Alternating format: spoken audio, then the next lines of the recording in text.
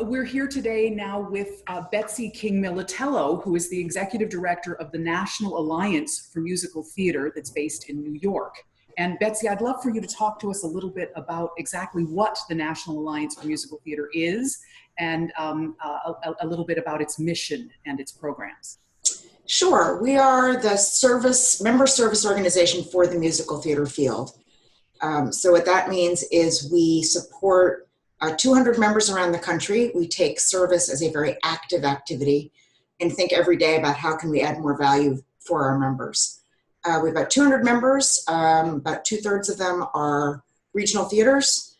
And then in addition, we have a number of developmental organizations like NMI. We have some commercial producers, we have presenting organizations, and a number of academic programs.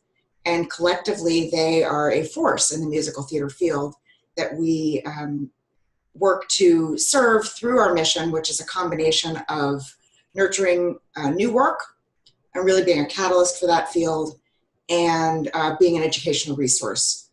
For the new musical piece, the cornerstone of what we're most known for is our festival of new musicals that occurs every fall, but we also have a number of other components that create an overall new work development pipeline.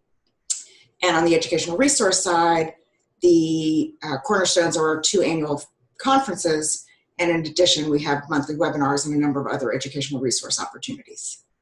Great. And I know that the organization started out a little bit more about supporting organizations that were doing musicals that were already in the canon and helping them share sets and costumes with a registry and all that. But it's become more and more and more about the development of new musicals, and so many of the member organizations are involved in that. NMI has been a member of NAMT for over 20 years. And so I'd love to have you talk a little bit more first about the festival itself, the Festival for New Musicals, and how that promotes new musicals. Maybe tell us about some of the shows that have come out of it. And then exciting to me that's happened more recently, tell us a little bit about the National Fund. Sure.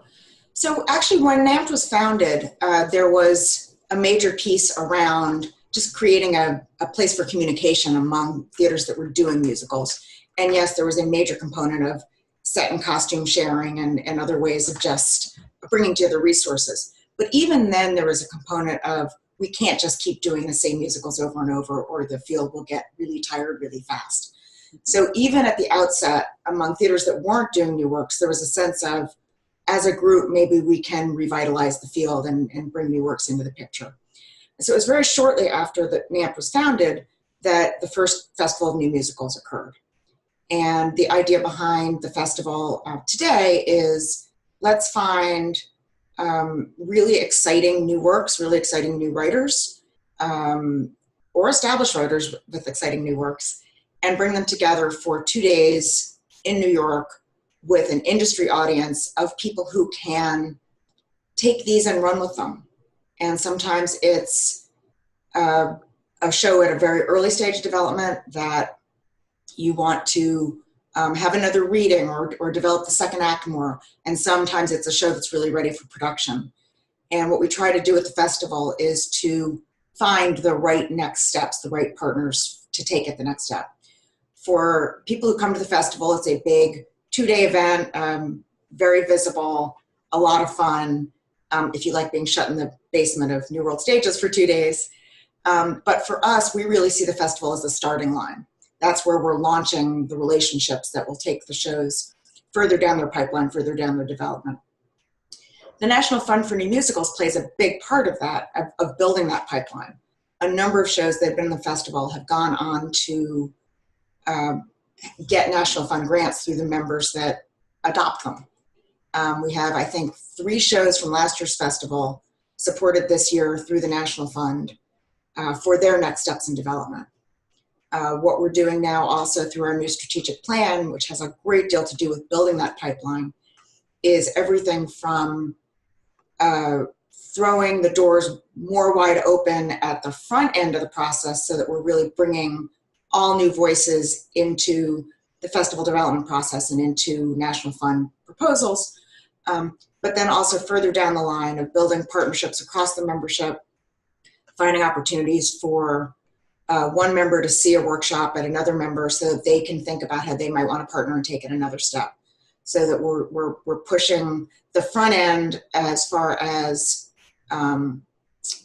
getting more exciting voices into the pipeline, and we're pushing all along the way to widen that pipeline and then lengthen it so that there are more second and third productions at the other end. Right, and I've heard something about that some organizations have been involved in rolling premieres, where a show will premiere at one theater and then maybe move on to a secondary, sort of a shared world premiere. How is NAMT trying to support that kind of pipeline?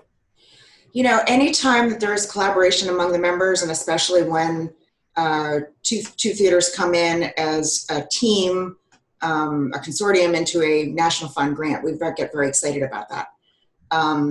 We just had an opening at Playwrights Horizons for a Kirsten Childs show. So a two-time NAMP Festival alum who went to Dallas Theater Center and Playwrights Horizons with a brand new work of hers. And they just had the Dallas Theater Center opening last fall and the Playwrights Horizons opening just now after some great work was done from what they learned in Dallas. So we love to see that kind of collaboration.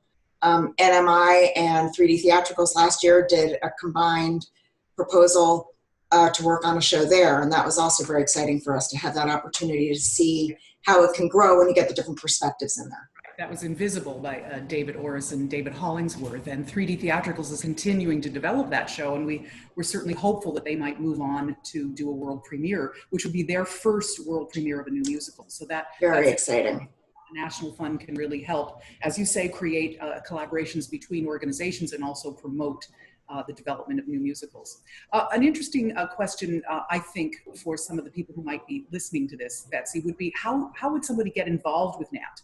Because there are different levels of membership. There's membership for developmental organizations like ourselves, for regional theaters, but also for writers and other people. So can you talk about, and producers, commercial producers, can you talk about sort of the breadth of membership and how one gets involved?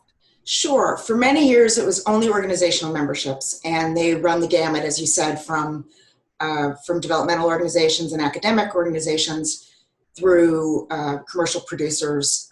As I say, the biggest group are regional producing theaters, which makes some sense given the services that we offer and how we act as a catalyst.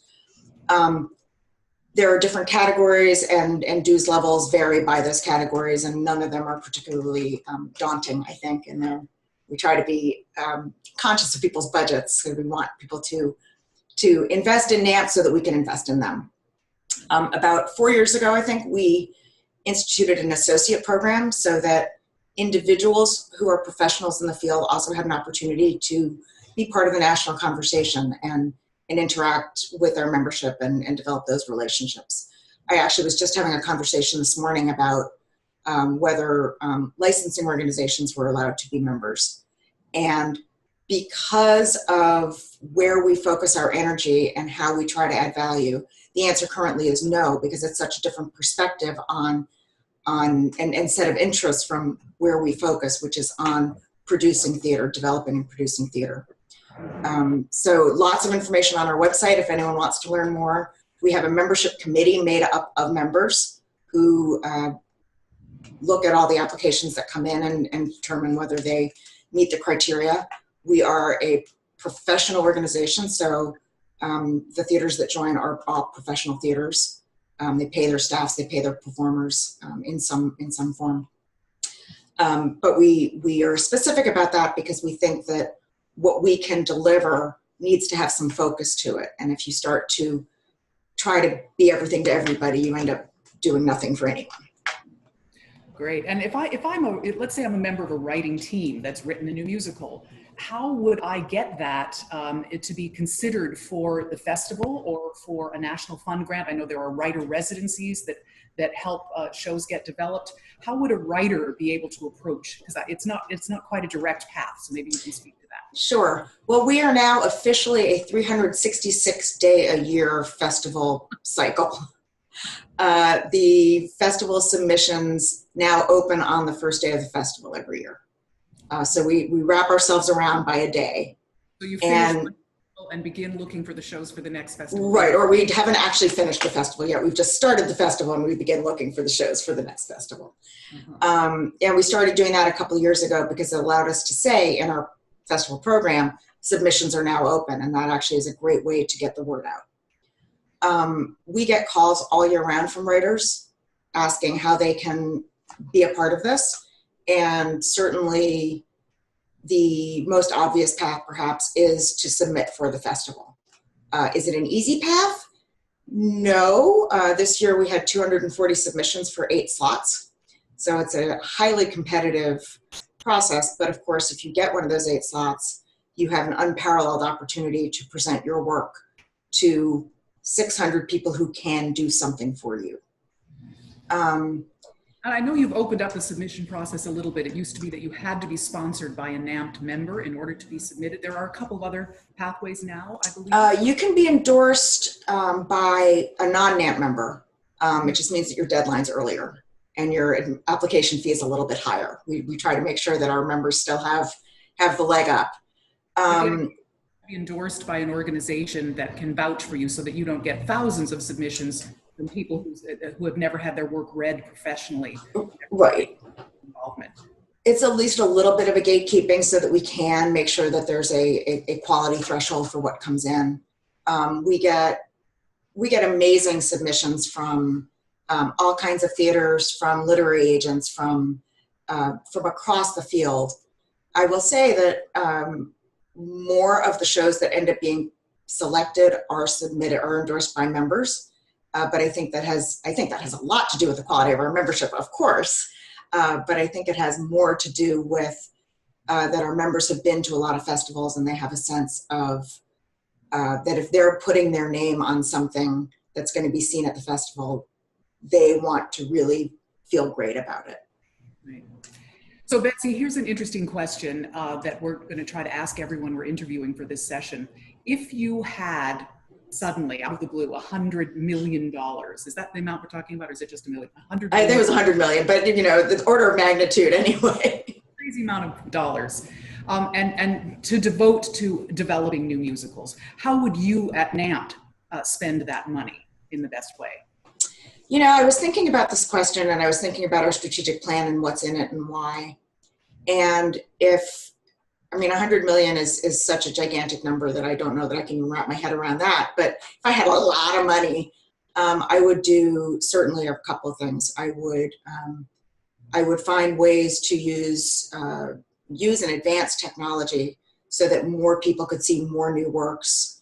And then with that, wildly expand our pool that we could invest in writer's residency and project development and encouraging collaborations so that I think you still have to do it rigorously so that you're not just saying, oh, I have so much money, I can support everything, because you want to make sure that there's still a developmental path that makes sense and that you're really supporting the writers in the best way. You don't just want to throw money at something, you want to throw brains at things. And you want to, but to have the funds to be able to support all the great possible collaborations that there are would be phenomenal. You know, if I had $100,000 more and could expand the National Fund, and I could expand the new granting program that we just started for innovation and exploration, that is already supporting some ways that are going to enable theaters to develop new works because it's removing some obstacles. The options there and the creativity that would come from our membership in the field as to how we could spend that money, I would certainly ask the question, you know, where should we do this? What serves our membership best? It would probably involve technology internationally so that we could see what's being done in different countries. It would involve finding creative ways to throw our pipeline open so that everybody knew we wanted them and we could really get the word out. I'm sure there are pie in the sky options that I haven't even thought of yet. And, you know, give me a few days and I'll give you lots more ways to spend a lot of money. But I think that the idea of a pipeline that is inherently always wanting to grow, and everything we could do at every step of the way to lengthen it and broaden it would be money well spent. Well, I know I can speak to, currently on the New Works Committee, and we just recently met to award the grants for the writer residency program, which is sort of a sideline part of the National Fund. Very much part of the National Fund, yeah. And it's small amounts of money that it's given to theaters that want to bring writers to their organization to give them a residency period where they can work on a show and end up with some kind of a public presentation. So it's supporting things at the very, very early stages of development. But there is not a lot of money in that fund. And so this last session that I was a part of, I think we had 9 submissions for residencies, all of which we thought were really very valid and interesting and wonderful projects that deserved supporting, but we only had, I think, $3,000 to give, and at that particular time. And so we were really juggling, how can we best use that money? We can't support all these projects because if we split that money up amongst all 9 of them, none of them would have enough. And yet that we had to not support many of them, but we supported all of them if the money had been there. So clearly, just giving extra money to the National Fund to be able to support more of these worthy projects would be an incredible opportunity.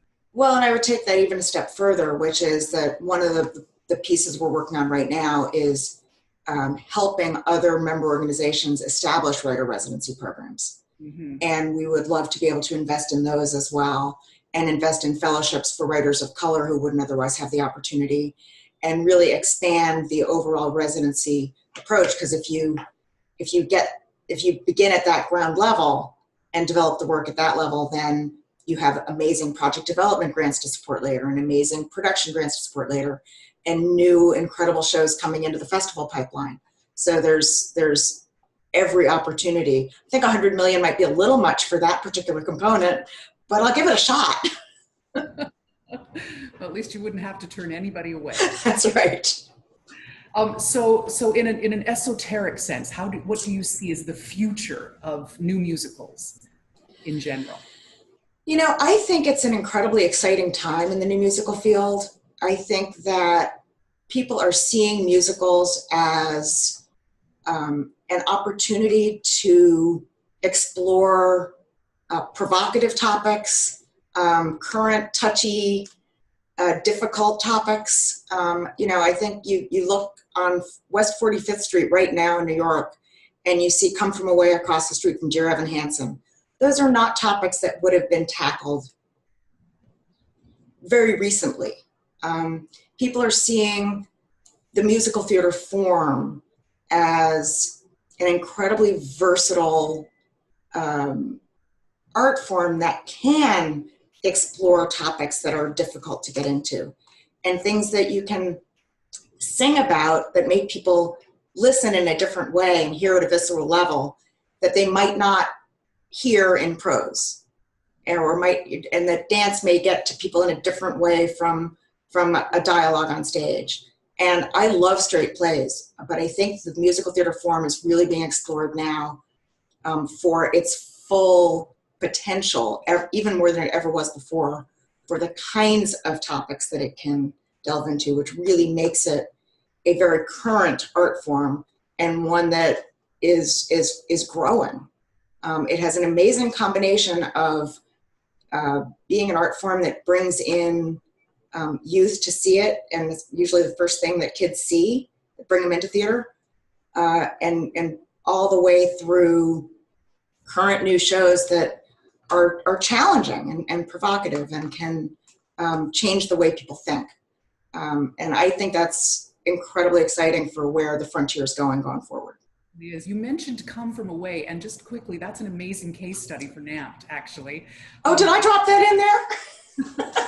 I think it'd be interesting to talk about, because that started at a member company in Canada, the Canadian Musical Theatre Project with Michael Rubinoff, and was submitted and came to the festival and was shown to everybody at the festival. And then you probably know better than I do, Betsy, the number of organizations that stepped in at that point. There were commercial producers and regional companies that led to the pipeline that took that all the way to Broadway and to a Best Musical nomination.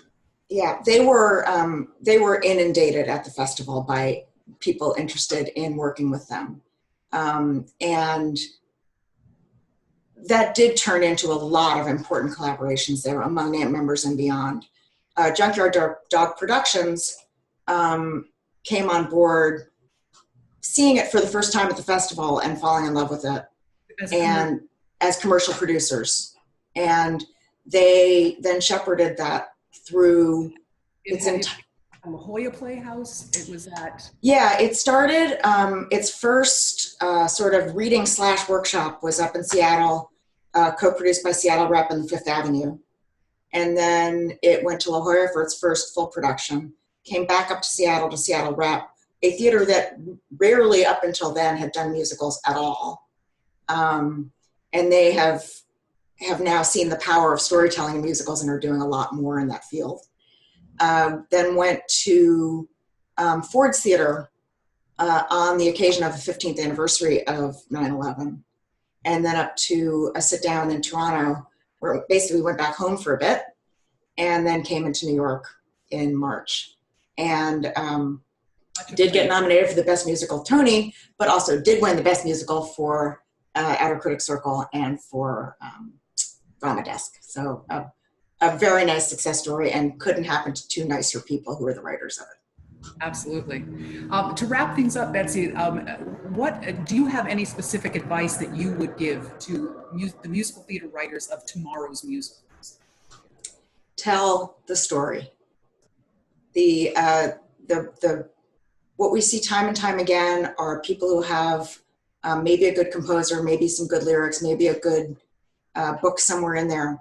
But until they're tied together and that all the pieces are there telling a story, it doesn't become a great musical. So think story first.